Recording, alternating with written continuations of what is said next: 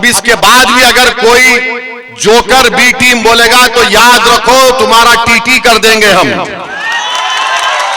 हमने सब चीज खोल खोल कर बता दिया आपको। हम भारत के प्रधानमंत्री मोदी से कह रहे हैं, जब तुम दोबारा आओगे सीमांचल को तो घुसपैठी का नाम मत लो। अगर कोई घुसपैठी है तो बांग्लादेश की खातून जो दिल्ली में बैठी है उसको हाथ पकड़ के बांग्लादेश में ढकल दो। वो बांग्लादेश से भाग कर आकर मोदी को अपना भाई बनाकर बैठी और तो हम भाइयों को बोल रहे हैं कि हमारे पास बांग्लादेशी है। और हम भारत के प्रधानमंत्री को एक पैगाम देना चाह रहे हैं, आप सीमांचल की जनता की बेइज्जती करना बंद करिए।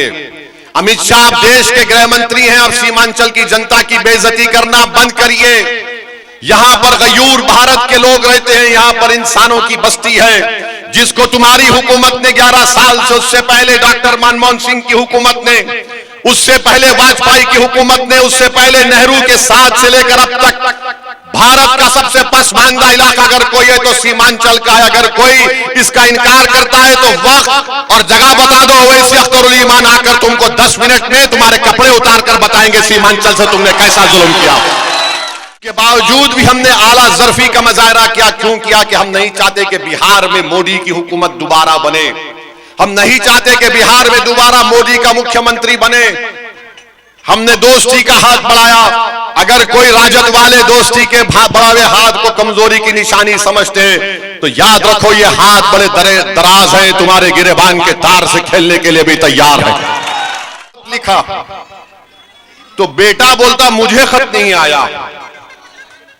अगर मैं किसी के घर में जाकर आपके वालिद से, बाप से मिल लूं, आपकी मां से कहूं कि मेरे लिए दुआ दीजिए, और जब आपके बाप को ये और मां का आशीर्वाद मुझे मिल गया तो बेटा नहीं बोल सकता कि तुमने मुझसे आशीर्वाद नहीं लिया।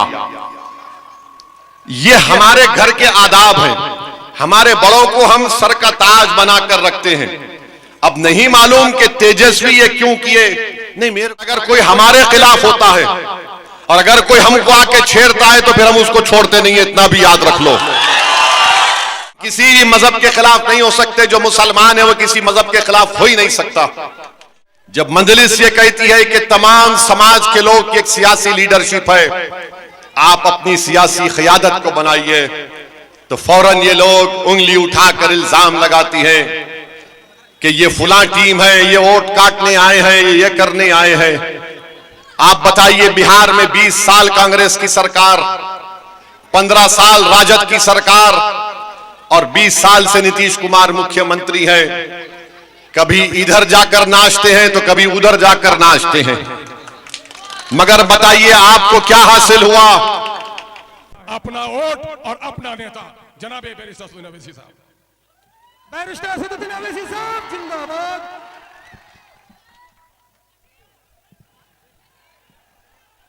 बिस्मिल्लाहिर्रहमानिर्रहीम। अस्सलाम वालेकुम व रहमतुल्लाहि व बरकातहू। कजला मनी की गयूर अवाम, यहाँ के हमारे बुजुर्ग, हमारी इज़्ज़तदार माँ और बहनें, गयूर नौजवान साथियों, जनाब अख्तरुल ईमान साहब रुकन असम्बली, वो सदर बिहार मजलिस इत्तेहादुल मुस्लिमीन, मोहतरम जनाब तौसीफ आलम साहब साबिक़ा रुकन असम्बली, वो उम्मीदवार बहादुरगंज मजलिस इत्तेहादुल मुस्लिमीन जनाब आदिल हसन साहब, मोहतरम जनाब माजिद हुसैन साहब MLA हैदराबाद, मोहतरम जनाब वारिस पठान साहब, जनाब राना रंजीत उम्मीदवार मजलिस इत्तेहादुल मुस्लिमीन ढाका विधानसभा, शह नशीन पर तशरीफ़ फरमा, मजलिस इत्तेहादुल मुस्लिमीन के तमाम सीनियर अराकीन, मोअज़्ज़िज़ीन, ये मेरी खुशकिस्मती है कि मैं आपके दरमियान में खड़े होकर जो मजलिस इत्तेहादुल मुस्लिमीन की जानिब से इंसाफ की रैली जो निकाली जा रही है, उसमें आपके सरजमीन में मुझे खड़े होकर आपके दरमियान में ये बात करने का मौका अल्लाह ने मुझे अता किया है। 5 साल पहले आप और हमने मिलकर अपनी खून पसीने की मेहनत से, अपनी कुर्बानियां देकर, हमने अपनी रातों की नींद को छोड़कर,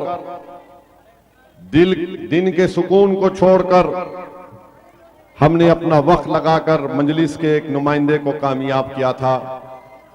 आज वो शख्स हमारे दरमियान में नहीं है। उस शख्स ने इलेक्शन जीतने के बाद मजलिस को यह कहकर छोड़ा कि मैं मजलिस में रहकर कोचादामन की जनता के लिए विकास के काम नहीं करवा सकता। उस शख्स ने एक बहाना बनाकर कोचादामन की आवाम के पीठ में खंजर घोंपा। उस शख्स ने अपने जमीर की नीलामी करके सीमांचल की आवाम के पीठ में खंजर घोंपा। आज मैं आपको ये बात बताने आया हूं कि हमको भी तकलीफ है कि ऐसे शख्स ने आपकी और हमारी कुर्बानियों को देखा नहीं और हुकूमत वक्त के आगे जाकर अपने सर को झुका दिया।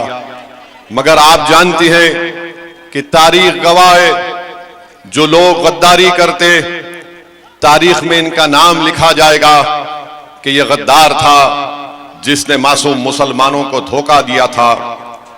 आप जानते हैं कि टीपू सुल्तान से जिन्होंने गद्दारी की थी, तो लोग टीपू सुल्तान को सुबह क़यामत तक याद रखेंगे और लोग हमेशा मीर जाफर और मीर सादिक को गद्दार कहते रहेंगे। तो जो लोग चंद पैसों के लिए अपना जमीर बेचकर हुकूमत वक्त के आगे अपने गर्दन को झुका दिया, आज वो गद्दार कहलाएंगे। जब तक तुम दुनिया में रहोगे, जब तुम इस दुनिया से चले भी जाओगे, लोग कोचादामन की तुमको इस बात से याद करेंगे कि तुमने हमारे को धोखा दिया था और गद्दार कहकर तुमको याद किया जाएगा। और एक झूठ कहा गया कि मजलिस में रहकर कोचादामन के लिए काम नहीं करवा सकते। जब छोड़कर गए तो तेजस्वी यादव बिहार के उप मुख्यमंत्री थे, अख्तरुल ईमान अकेले विधायक एमएलए थे। अख्तरुल ईमान साहब ने अपने विधानसभा में 800 करोड़ के काम मंजूर करवाए हैं और उसमें से कई काम पाए तकमील को पहुंच चुके हैं। कोचादामन में कौन सा काम हुआ? आज ये शख्स कोचादामन की जनता में नहीं फिर सकता, अपने कोई साथियों को भिजाता है, जाओ जाकर देख कर आओ, क्योंकि कोचादामन की जनता जान चुकी है कि हम गद्दारों का साथ नहीं देंगे। कोचादामन की जनता ने फैसला कर लिया कि जो मजलिस का साथ छोड़ेगा वो हम उसका साथ नहीं दे सकते। मेरे अजीज दोस्तों और मेरी इज्जतदार माँ और बहनों, मैं आपसे अपील करने आया हूं कि मजलिस से ये दुश्मनी क्यों की जाती है। ये तमाम सियासी पार्टी के जिम्मेदार नहीं चाहते कि बिहार में मुसलमानों का कोई विकल्प या कोई मुतबादिल सियासी कुव्वत ना उभरे। जितने अपने आप को सेकुलर और कम्युनल पार्टी कहते हैं, जिसमें बीजेपी भी शामिल है, राजद भी शामिल है, ये कभी भी नहीं चाहेंगे कि बिहार में मुस्लिम अकलियत का एक सियासी लीडरशिप बने। ये खुश हैं कि अपर कास्ट के, चाहे वो ब्राह्मण हो, राजपूत हो, भूमियार हो, ईबीसी के लोग हो, कोई यादव हो, कोई पासवान हो, कोई माझी हो, इनकी लीडरशिप बन जाए। इनको तकलीफ इनसे नहीं होती, इन तमाम को तकलीफ उस वक्त होती है जब मजलिस ये कहती है कि तमाम समाज के लोग की एक सियासी लीडरशिप है, आप अपनी सियासी क़यादत को बनाइए। तो फौरन ये लोग उंगली उठाकर इल्जाम लगाती हैं कि ये फुला टीम है, ये वोट काटने आए हैं, ये करने आए हैं। आप बताइए, बिहार में 20 साल कांग्रेस की सरकार, 15 साल राजद की सरकार और 20 साल से नीतीश कुमार मुख्यमंत्री है। कभी इधर जाकर नाचते हैं तो कभी उधर जाकर नाचते हैं। मगर बताइए आपको क्या हासिल हुआ?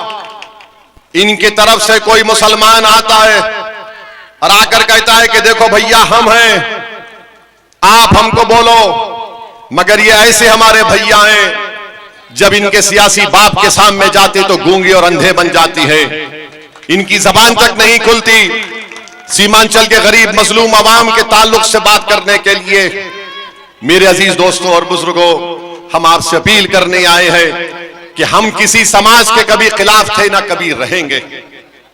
हम रसूलुल्लाह सल्लल्लाहु अलैहि वसल्लम के उम्मती हैं। हम किसी भी मजहब के खिलाफ नहीं हो सकते। जो मुसलमान है वो किसी मजहब के खिलाफ हो ही नहीं सकता। जो सच्चा मुसलमान है, जिसको दीनी तालीमात से वो बाखबर है, वो जानता है हम किसी के खिलाफ नहीं, मगर अगर कोई हमारे खिलाफ होता है और अगर कोई हमको आके छेड़ता है तो फिर हम उसको छोड़ते नहीं है, इतना भी याद रख लो।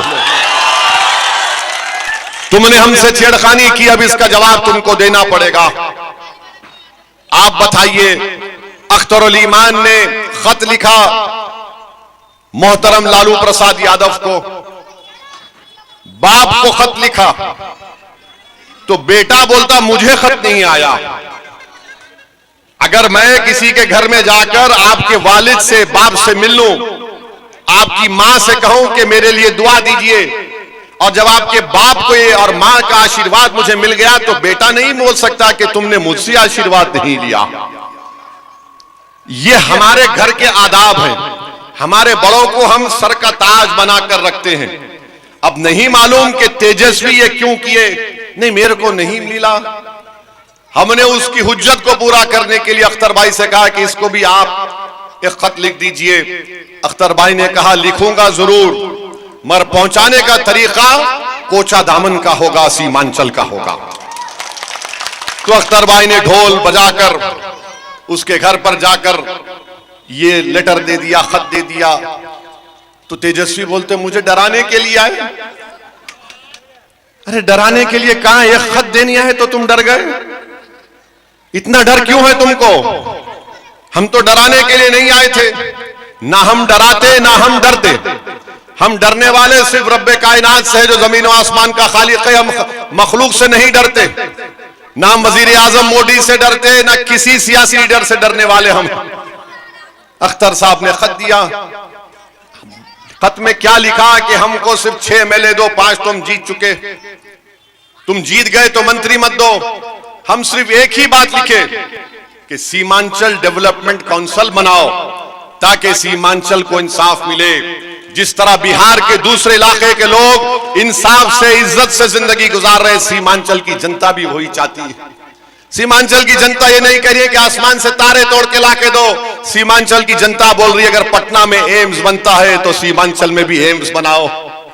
सीमांचल की जनता ये नहीं बोल रही है कि मुझे आसमानों में उड़ना है। सीमांचल की जनता ये बोल रही है कि अलीगढ़ मुस्लिम यूनिवर्सिटी के कैंपस को मजबूत करो। सीमांचल की जनता का मुतालबा यह है कि जब बारिश में सैलाब और पानी आता है जमीन के कटाव को रोका जाए। सीमांचल की जनता ये कह रही है कि ब्रिज बनाओ, और नीतीश कुमार के दौर में जो ब्रिज बनता है जमीन में धंस जाता है। ये हमारे मुतालबात थे। अब इसके बाद भी अगर कोई जोकर बी टीम बोलेगा तो याद रखो तुम्हारा टीटी कर देंगे हम। हमने सब चीज खोल खोल कर बता दिया आपको। हमने बिहार की जनता को बता दिया, हमने सीमांचल के घर घर तक अख्तरुल ईमान ने अपने खत के पैगाम को पहुंचा दिया। और अगर हमसे लोग आकर पूछे कि आप खत लिखकर क्यों कमजोरी के मजाहरे कर रहे हैं, हम उनको भी कहे और आपको भी कह रहे हैं अख्तरुल ईमान ने दोस्ती का हाथ बढ़ाया।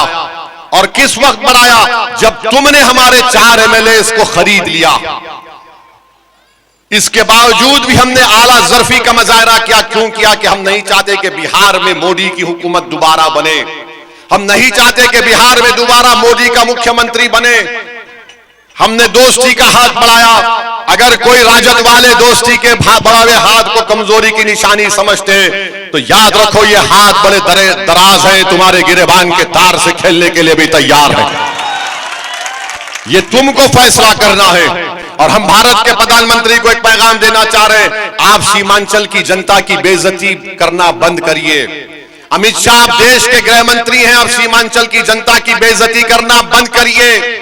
यहां पर गयूर भारत के लोग रहते हैं, यहां पर इंसानों की बस्ती है जिसको तुम्हारी हुकूमत ने 11 साल से, उससे पहले डॉक्टर मनमोहन सिंह की हुकूमत ने, उससे पहले वाजपेयी की हुकूमत ने, उससे पहले नेहरू के साथ से लेकर अब तक भारत का सबसे पसमानदा इलाका अगर कोई है तो सीमांचल का है। अगर कोई इसका इनकार करता है तो वक्त और जगह बता दो, वैसे अख्तरुल ईमान आकर तुमको 10 मिनट में तुम्हारे कपड़े उतार कर बताएंगे सीमांचल से तुमने कैसा जुल्म किया। हमारे पास हमने किताब निकाली सीमांचल के ऊपर, हमने एक्सपर्ट्स को बिठाकर बताया कि सीमांचल से को कैसा लूटा गया, हम भारत के प्रधानमंत्री मोदी से कह रहे हैं, जब तुम दोबारा आओगे सीमांचल को तो घुसपैठी का नाम मत लो। अगर कोई घुसपैठी है तो बांग्लादेश की खातून जो दिल्ली में बैठी है उसको हाथ पकड़ के बांग्लादेश में ढकल दो। वो बांग्लादेश से भाग कर आकर मोदी को अपना भाई बनाकर बैठी और तो हम भाइयों को बोल रहे हैं कि हमारे पास बांग्लादेशी है। मोदी जी, जो तुम्हारी बहन बांग्लादेश से आकर बैठी उसको ले जाकर बांग्लादेश में छोड़ दो। अगर नहीं छोड़ सकते तो हमारे हवाले करो, हम किशनगंज से ले जाकर उसको उनके पास पेश कर देंगे। 65 लाख नाम इलेक्शन कमीशन ने निकलवा दिए, मगर क्या एक घुसपैठी का नाम आया?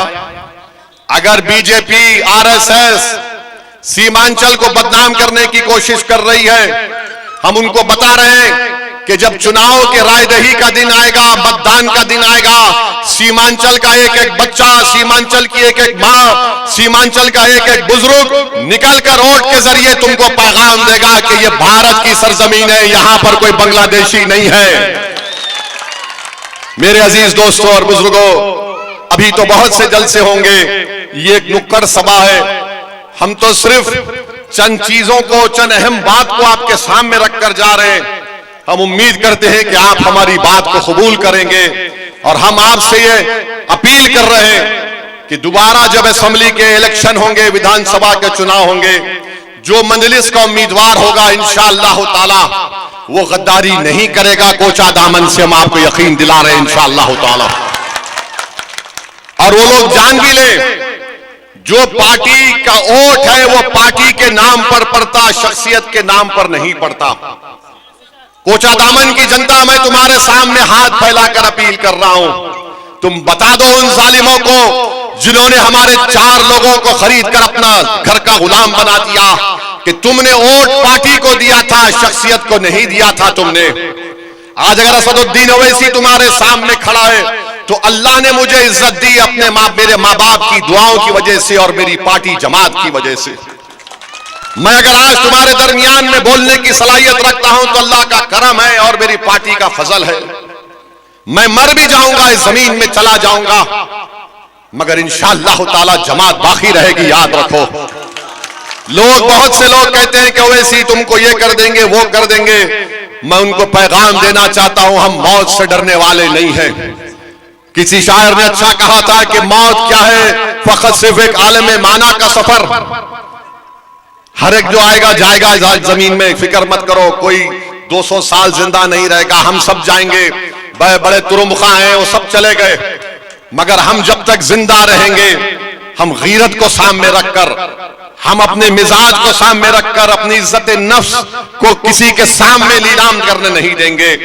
हम अपने हक की लड़ाई लड़ रहे हैं। सीमांचल की लड़ाई भारत की मजबूती की लड़ाई है। सीमांचल के इंसाफ की लड़ाई बिहार के विकास की लड़ाई है।